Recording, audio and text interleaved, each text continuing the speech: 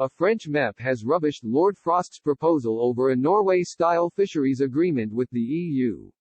Speaking today, the EU Parliament's Fisheries Committee Chairman, Pierre Karlskine, has insisted there can be no annual quota negotiations on fisheries. Despite the UK's attempt to break the Brexit deadlock, the EU official stated France will not back down on its red lines. Due to the reliance on British waters, French President Emmanuel Macron has been adamant over Europe's access to the UK waters, despite our newfound independence. In support of his president, Mr. Karlskine stated, who will invest in a fishing boat worth €3 million if they don't know whether they have the right to fish in 2 years' time. Another French diplomat also backed calls to reject any proposal to hold annual negotiations between the two sides. The diplomat said, the UK want to double their catch in their own water. The whole processing industry is in Europe, in France. They can leave their fish to rot on the docks of Dover.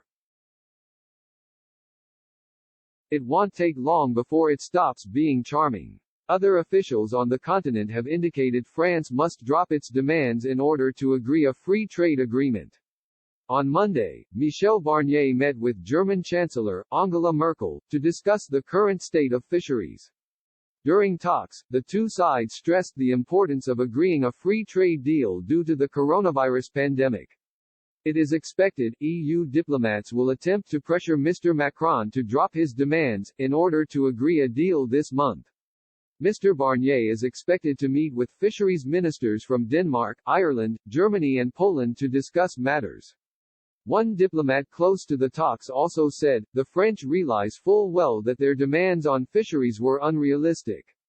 We need them to climb down at some point. The idea put forward by the UK was to have a 3-year transition period. During this time, fishing communities would be given the time to adjust to the new arrangements. Also within the timeframe, fishing quotas for EU fishermen would also taper down.